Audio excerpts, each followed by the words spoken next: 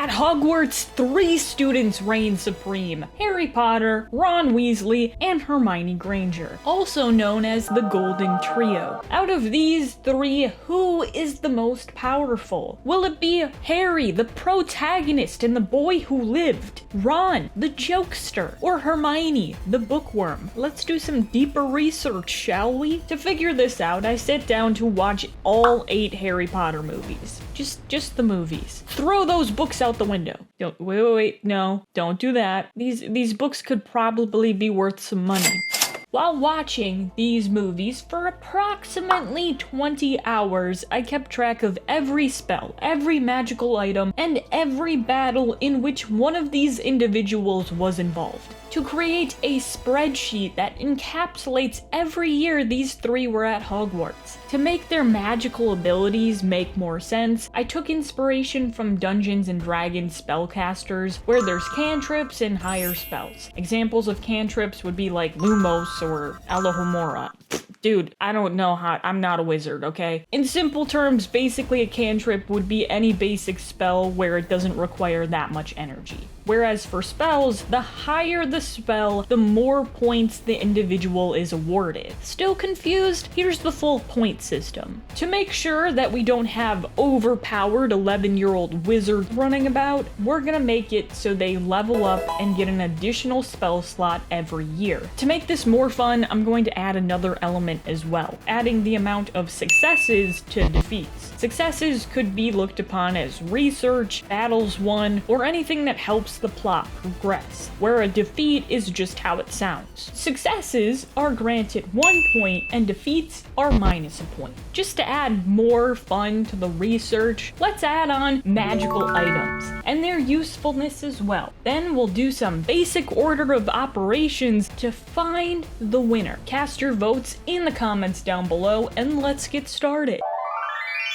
Harry Potter and the Philosopher's Stone, or Sorcerer's Stone, whatever you want to freaking call it, brings us to the enchanting world of Hogwarts. This year, Harry, Ron, and Hermione join Gryffindor House and go to different magical classes. And that's kind of it. Anyways, when it comes to each individual's magical abilities, there's a large difference from first place to third. Let's start with Harry. Honestly, for a protagonist of the story, he doesn't do a whole lot of magic. Within the first 10 minutes, he casts 1 cantrip and 1 spell. A cantrip using Parcel Tongue, and 1 first level spell to remove the glass from the snake habitat, making his magic total for the year 3. As for Ron's magic, he cast Wingardium Leviosa.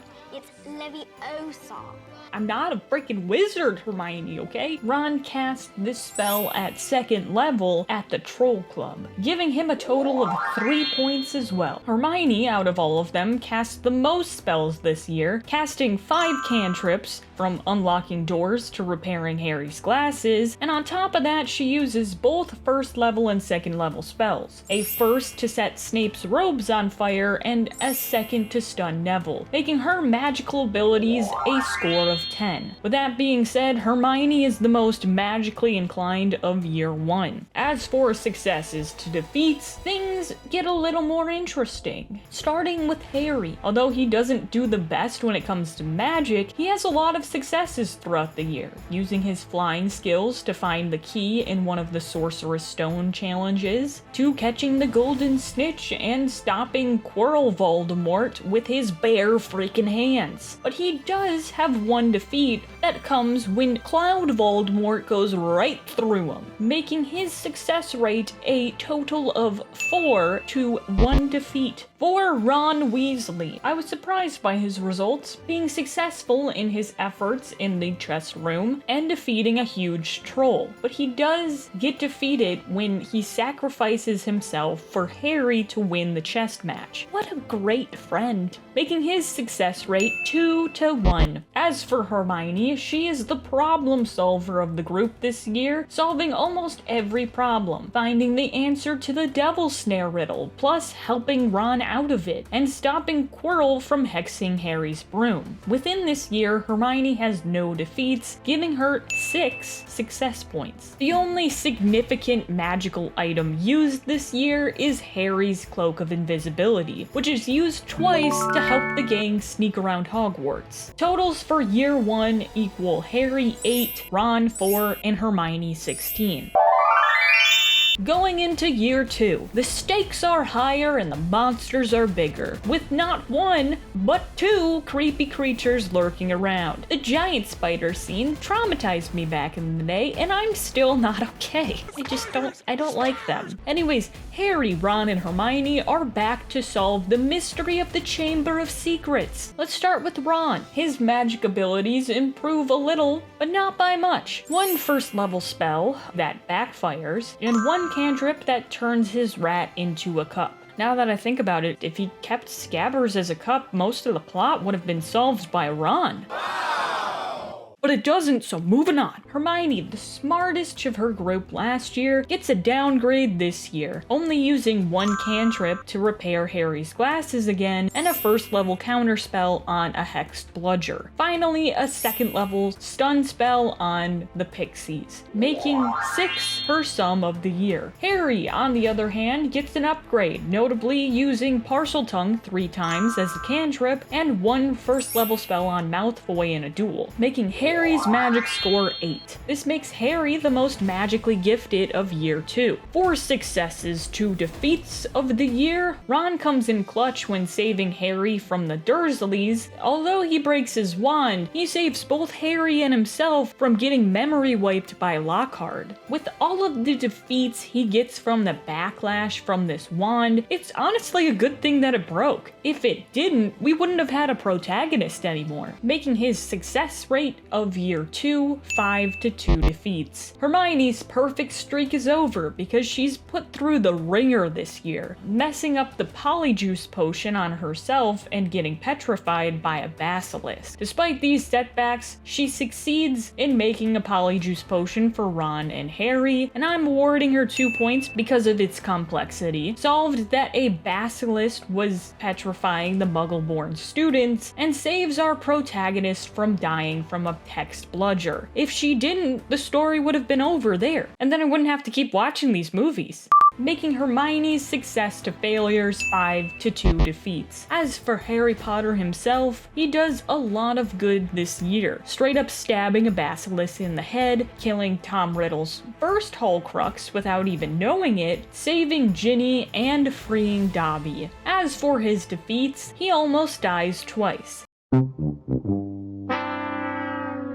getting poisoned by the basilisk, and almost gets killed by a hex bludger. Also, he's put in the hospital wing for a broken arm that doesn't get any better when Lockhart tries to help him. Harry ends the school year with 7 successes and 3 defeats. A notable magical item of this year is Weasley's flying car that aids Ron and Harry 3 times throughout the year. Without this vehicle, both Harry and Ron would have missed the whole school year or close to it. Good purchase, Weasleys. Sorry it got destroyed. Also, Harry's Cloak of Invisibility makes its annual appearance, being used once.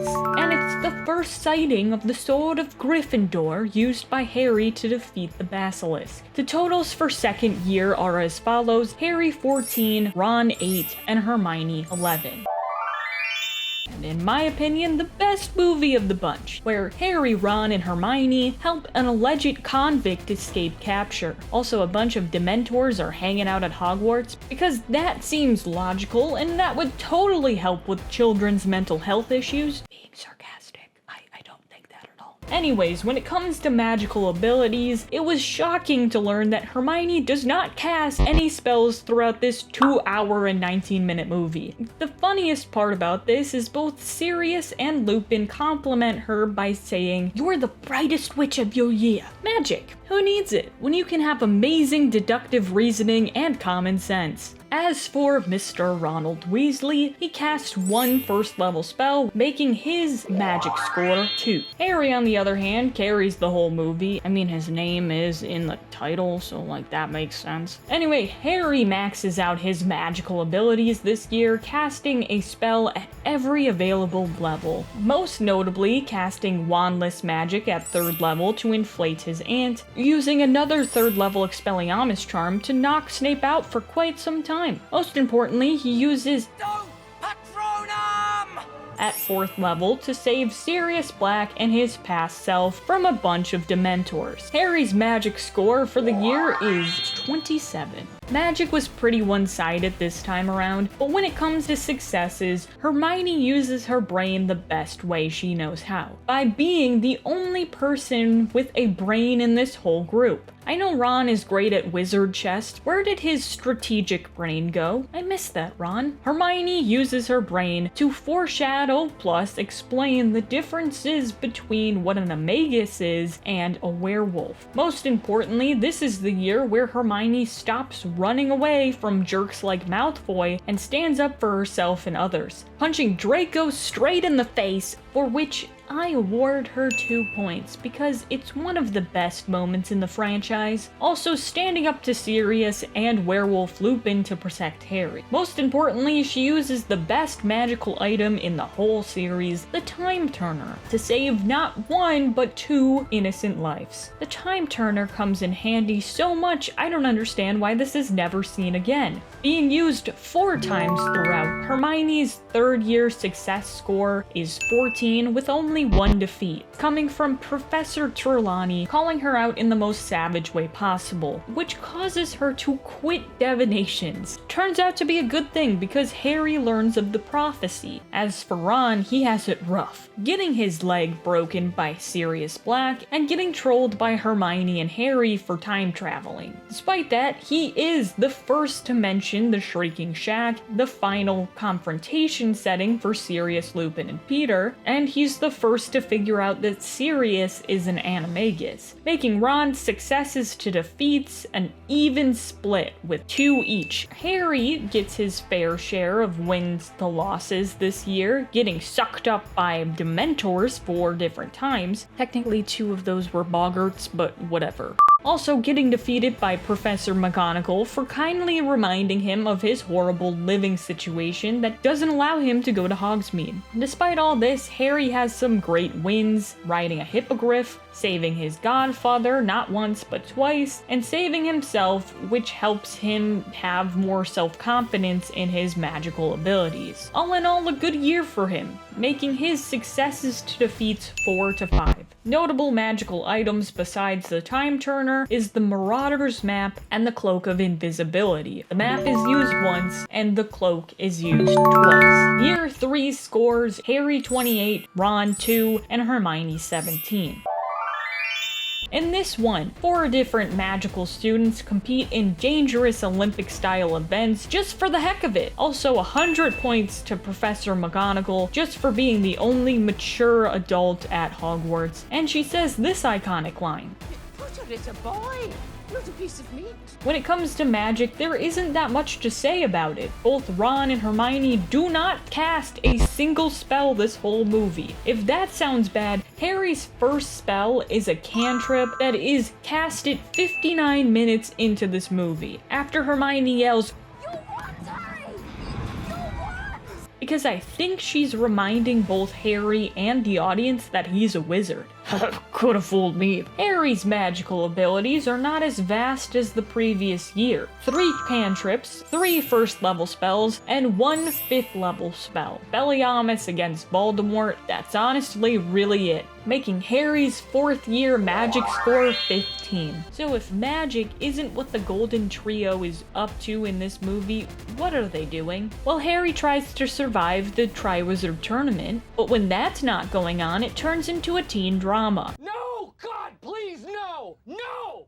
Where the 3 go from one pointless drama situation to the next. The first is Ron versus Harry. Ron was mad that Harry put his name in the Goblet of Fire when he didn't. This goes on for way too long. The feud should have stopped when Hermione fails to mediate between the two of them, screaming, "I'm not an owl!" Did I give her a success point for that? Yes, because I just really like the line, okay? The other drama is the Yule Ball. Harry tries to ask Cho Chang, who is also Caitlin Kierman in Arcane. She says nope, because she's going with emo Bruce Wayne. So I count that as a defeat because this movie's a little bit of a slog to get through. Harry's successes to defeats were an even split with 5. Hermione gets a nice self-esteem boost when she shows up to the Yule Ball with Victor Krum, making her total for the year 7 to 1 defeat, being when she's taken hostage by mermaids. Because the Triwizard Tournament just likes to put more innocent children in danger. Hermione's pretty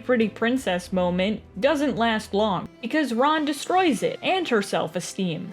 I feel like he's in a mood this whole movie, angry with everything and everyone he comes to contact with, having more defeats than successes this year with 2 successes and 5 defeats. As for magical items, Harry's Cloak of Invisibility is used once, and the magical item of the year is Portkeys, used 3 different times. Totals for year 4 is Harry 19, Ron -2. Yes, you heard me. He ends up with negative points, and Hermione 9. Harry becomes angstier than his 3rd year self. By a lot. Also, the Queen of Order Umbridge comes to Hogwarts to put everyone on edge. Despite the disappointing magical abilities of year 4, everyone cast a spell this year.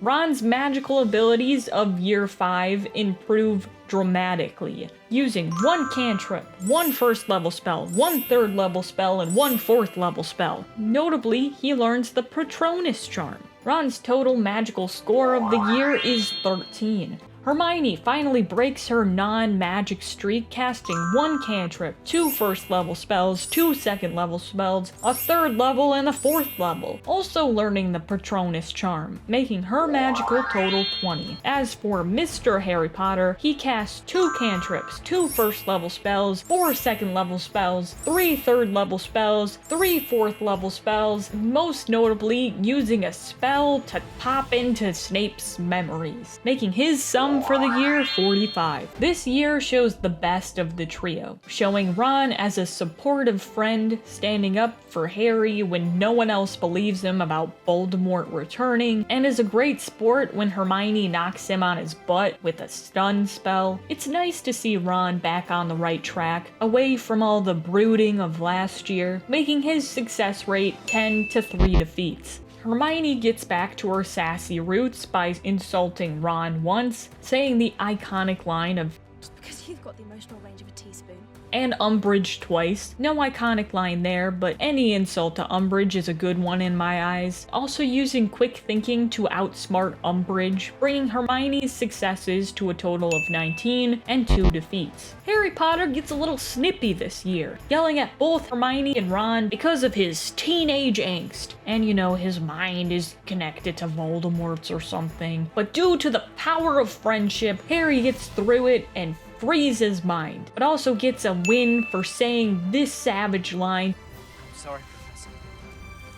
I must not tell lies. That is one of my favorite lines. Harry's successes to defeats this year are 10 to 7. Shockingly, no magical items are used this year, not even the Cloak of Invisibility. Year 5 totals, Harry 48, Ron 20, and Hermione 37. Darkest of the films. I'm gonna need to cast Lumos Maximus because I can't see anything. I will admit that the 4th film was a little slow, but this one, it was a doozy to sit through. This turns into another teen drama. Excuse me, I have to go and vomit. Every awkward compliment made me want to fall off the astronomy tower instead. That's why every defeat equals 3. Listen, I know that sounds harsh, but I've been watching these movies for 14 hours at this point, and this movie is slowly killing me. Remember when last film was an improvement on the usefulness of Ron and Hermione? Well, this one goes backwards again, only this time, instead of casting 0 spells, Hermione casts 2 first level spells and a second level spell, none of which are worth mentioning. Ron only casts 2 spells, 1 first level spell and 1 second level spell, and it isn't worth mentioning either. Harry, on the other hand, casts 4 cantrips, 7 first level spells, 6 second level spells, 4 third level spells, and 1 fourth level spell. The biggest thing to note is that Harry learns Septum Sempra, which almost straight up kills Malfoy. Successes and defeats of year 6 are really not that important because, well, this movie is just a frickin' teen drama. I would like to stop talking about this film as fast as possible. Keep in mind that the defeats are times 3, so Hermione has 13 to 2 defeats. Ron has 7 successes with 3 defeats. Harry has 14 successes and 9 defeats. Magic items of the year are the normal ones, the Marauder's map used once, and the Cloak of Invisibility used once. Year 6 totals: Harry 47, Ron 2, Hermione 17. Last 2 movies, let's go! The one where they go camping in the woods to find Horcruxes, and the other one where they fight Voldemort for the final time. So let's start with Harry. He maxes out his spell slots this year with 14 cantrips, 8 first level spells, 7 second level spells, 6 third level spells, 5 fourth level spells, 4 fifth level spells, 3 sixth level spells, 2 seventh level spells, and 1 eighth level spell, getting a total of 170 points. Notably, having a stalemate with Voldemort, and that's kind of it. He casts a lot of spells, but really none of them are notable. Ron Weasley uses 14 cantrips, 4 first level spells, 3 second level spells, 2 third level spells, and 1 sixth level spell, totaling 46. But I think this man used the killing curse out of fear on Nagini. Out of watching all of these movies for so freaking long, the only spell that I know that is green is that one. So I don't know what you want to do with that information, but I'm just putting it out there. As for Hermione, magic comes in handy a lot, using 15 cantrips, 7 first level spells, 5 second level spells, 3 third level spells, 1 fourth level spell, 1 fifth level spell, 1 sixth level spell, 2 seventh level spells, and 1 at 8th level, making Hermione's total 99. Casting Obliviate on both her parents, she erased herself from their lives. Can she reverse that? If not, that's like really freaking sad. For the successes to defeats for year 7, Harry has a lot of wins this year with 44, getting himself the Elder Wand, then doing the best thing for everyone by snapping it in half. If I'm gonna be honest, Harry is dumber than a bag of rocks in part 1, wearing a Horcrux around his neck way too much, making him angsty Potter again. He almost dies because he goes swimming in the winter time, but also he's wearing a Horcrux around his neck when he's trying to get the Sword of Gryffindor, and those two things just don't mix, making his defeats for this year 13. Ronald Weasley comes in with 32 successes, destroying a Horcrux himself. Defeats, well, part 1 does not see Ron at his best. He goes back to being in a mood. I know he's wearing a Horcrux around his neck, but at this point, like, it's just annoying. Kind of just connected the dots here, right? Horcruxes are like Snickers bars, because you're not you when you're wearing one. Anyways, Ron's defeat total is 15. Hermione Jean Granger, in part 1 alone, earns 36 points, just because she's the only one with a brain in this film. Harry and Ron are either at each other's throats or just not doing anything. Hermione, on the other hand, is the most perceptive and intuitive of the bunch. For the whole year, she earns herself 54 points. Hermione had her fair share of losses this year, getting tortured by Bellatrix, and getting a nice new tattoo from her as well. Is it permanent, or did it fade away when Bellatrix turns into dust? I honestly have no idea. I think the best fail this year comes from Hermione getting tripped up by a stack of books. Oh, the irony. Hermione's total defeats of the year is 11. There are a lot of different magical items used. Ron's Deluminator he gets from Dumbledore, being used 7 times. Hermione's Bag of Holding. I know it's not called a bag of holding, but it's a bag and it holds stuff, so in my eyes, it's a bag of holding. That is used 8 times, and Harry obtains or uses all 3 of the Deathly Hallows, so that's fun. Totals of year 7 are Harry 205, Ron 72, and Hermione 154. After totaling it all up, 3rd place goes to Ron with 106. 2nd place goes to Hermione with 261, making 1st place go to Harry Potter with a total of 370. Mostly because he's the one who casted the most spells throughout the 8 movies. His favorite spells include Expelliarmus, Expecto Patronum, Stupefy, and Septum Sempra. To be honest, Harry's spells aren't the most useful outside of combat. After the war's done, there really isn't any use for him shouting Expecto Patronum. Harry's a little predictable. When he gets angry, he'll cast one of his 4 favorite spells at you at a really high level. Whereas Hermione is a little bit of a wild card. She could use Stupefy or Obliviate, or elect to just not use her wand and punch you in the face. She has the most success points with 120 throughout the series, being the brains of the operation more times than not. This line from Ron, We wouldn't last 2 days without her. is 100% spot on. They likely would have not gotten through year 1 without her. When it comes to magical capabilities, Harry Potter wins. But when it comes to resourcefulness and basic common sense, Hermione is the most powerful, making her more of a threat in the long term. Going through these movies was a lot, but because I went through all of this research, I thought it would be helpful to know which movies showcase each individual at their best and at their worst. For Harry, his best are these 3, and avoid these 2. Ron is at his best here, and his worst here. Hermione's best films are stray away from these ones. And that's who the most powerful Golden Trio member is. In the films, at least. I don't know. Maybe I'll do this all over again by reading the books, but just give me some time to recover. That was a lot of Harry Potter in a short amount of time. As always, I'd love to hear your thoughts about who you think is the most powerful in the comments. If you liked this video, then you should check out this one where I did a similar thing with the Powerpuff Girls. I hope you guys have a lovely day. I'll see you next time.